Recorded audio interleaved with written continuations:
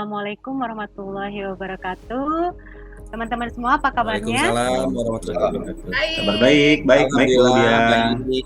Alhamdulillah kita dapat bertemu kembali di ruang virtual ini. Iya. Hari ini kita akan membahas bagian dari pendidikan yang memerdekakan ya. Di antaranya adalah tidak adanya tekanan atau paksaan dari pihak lain. Oke, sebelum kita mulai, kita buat kesepakatan terlebih dahulu. Yang pertama adalah selama diskusi itu kita yang memute-kan mikrofon jika tidak berbicara. Yang kedua adalah raise hand ketika rekan-rekan semua akan berbicara. Oke, saya akan share screen. Kita akan membahas tentang pendidikan yang memerdekakan, di antaranya adalah tidak adanya tekanan atau paksaan. Berikut ini adalah contoh dari atau salah satu daripada tidak adanya tekanan, harus tidak ada tekanan. Coba amati gambar apa yang berikut ini. Oke, Bu Rin. Silakan Bu Rin. Apa tuh yang diamati dari gambar? Bu Rin. Ada yang sendirian aja. Sendirian aja. Kira-kira Iya. Kenapa tuh? Nggak punya teman, nggak ditemenin sama teman-temannya. Oke, teman-temannya. Kira-kira kejadian apa nih Bu Rin? Biasanya karena teman-temannya nggak mau itu bergabung. Karena biasanya ada kelemahan dari anak itu hingga tidak mau diajak gitu, nggak mau diajak gabung sama teman-temannya. Oke, terima kasih Bu Rin. Oke, selanjutnya yang present Pak Aep, Pak Saifuddin Juhri, silakan Pak Aep. Oke, terima kasih.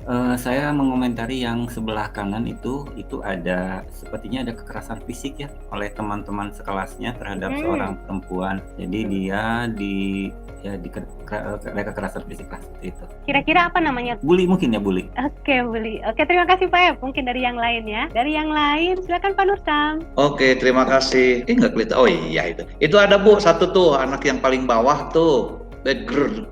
2, I hate you katanya itu. Wah, itu betul-betul bullying yang tidak enak Bu, itu di medsos Bu. Media sosial gimana dampaknya? Lebih Oh, parah. sangat berdampak. Dampaknya paling banyak Bu. Dampaknya paling banyak. Itu justru perubahan jiwa, perubahan sosial, perubahan yang lainnya itu sebenarnya bisa dari medsos, karena sekarang orang itu menggunakan medsos lebih banyak daripada sosial di darat semacam. Ya, terima kasih luar biasa pendapatnya. Ya, sama-sama. Silakan Bapak Andri. Ya, itu ada siswa yang dijambak itu rambutnya Bu.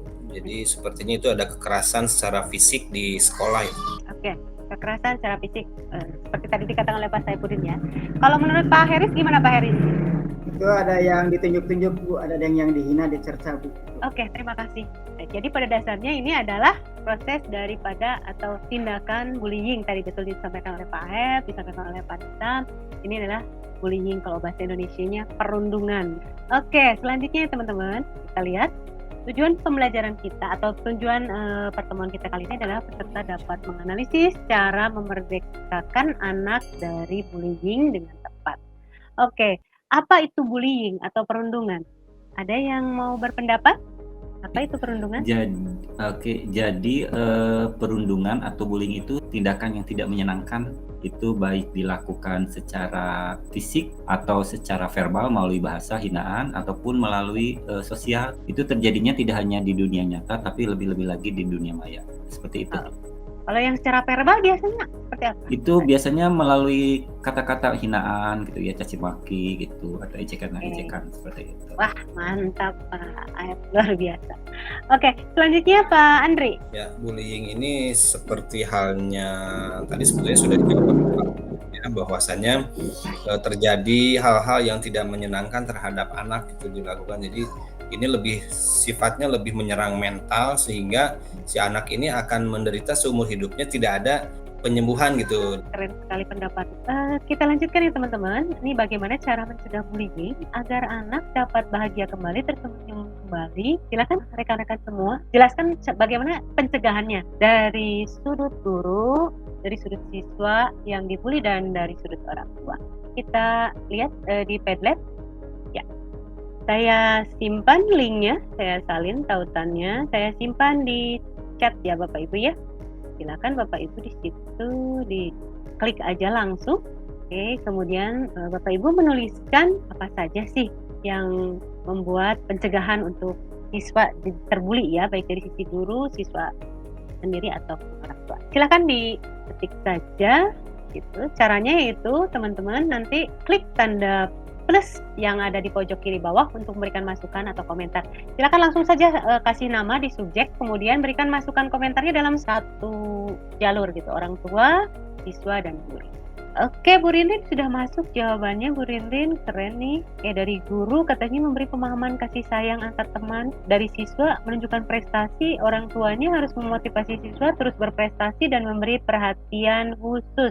Oke, ada yang menarik dari sisi siswa nih, Bu Rinrin. Menunjukkan prestasi. Menurut Bu Rinrin bagaimana nih pendapatnya tentang orang dibully, disakiti kok menunjukkan prestasi? Bisa berpendapat, Bu Rinrin? Biasanya kalau kepada orang berprestasi itu ada suatu keseganan karena dia punya prestasi. Biasanya yang dibully itu yang punya ada kelemahan-kelemahan dan tidak bisa melawan. Ketika kita punya prestasi, menunjukkan bahwa kita itu bisa gitu. Biasanya orang juga, oh dia punya prestasi. Biasanya tidak akan terjadi kalau anaknya punya prestasi seperti itu. Jadi langsung ciut ya, kalau udah itu buktikan.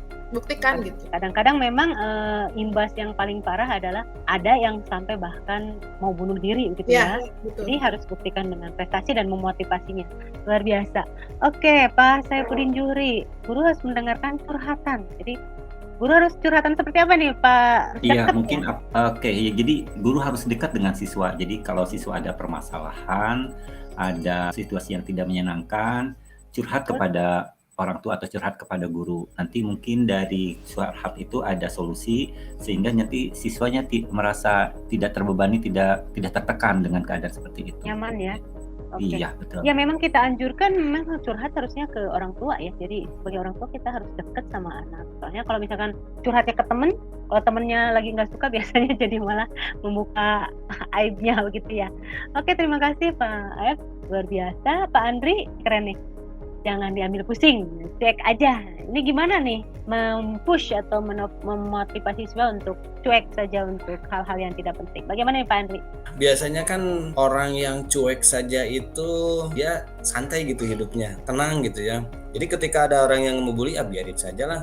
Dengan seperti itu, tapi tentu saja hal ini pun kan harus ada penguatan-penguatan tersendiri dari orang tua. Biarkan, jangan terlalu diambil pusing gitu, seperti itu. Jadi memang kita harus tampilkan siswa yang pemberani gitu ya, tapi tetap santun. Terima kasih Pak Andri. Nah ini yang Pak Nursam, pendapat Pak Nursam nih. Guru memberikan pendampingan terhadap siswa dengan cara pendekatan dan memberikan pengertian bahayanya bullying. Ini waktunya kapan nih kira-kira Pak Nursam? Kalau untuk pendapat saya ini tentang bullying yang ada di sekolah ini, guru mendapatkan pendampingan, kemudian memberikan pendekatan terhadap siswa dan memberikan pengertian bahaya bullying. Ini bisa dibicarakan saat upacara, Bu. Luar biasa pendapatnya semuanya. Oke, mungkin dari berbagai pendapat ini ada yang mau menyimpulkan?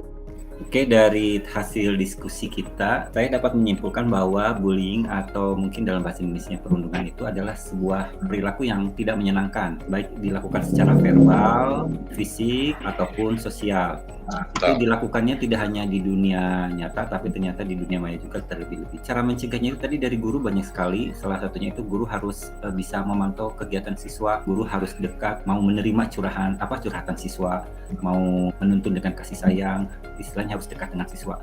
Kemudian orang tua juga sama, orang tua juga harus menjadi tempat curhatan dari anak-anaknya, kemudian orang tua juga harus memantau setiap kegiatan siswa. Kemudian dari siswa mentalnya harus kuat tadi. Kuatnya bagaimana? Salah satunya bisa dengan berprestasi seperti Bu Nin bilang ya, karena dengan berprestasi bisa menimbulkan rasa percaya diri. Kemudian diharapkan anak itu mentalnya menjadi kuat. Juga nanti jangan terlalu baperan lah, cuek aja mungkin ya, jangan terlalu bersikap takut, berlebih-lebihan dan kesedihan. Itu saja Bu Dian, kesimpulan yang bisa saya sampaikan.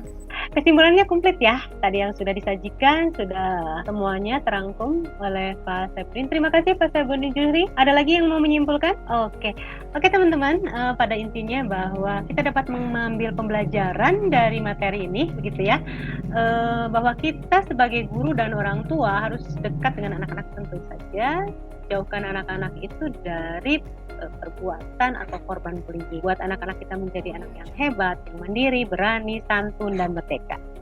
Stop bullying! Stop bullying.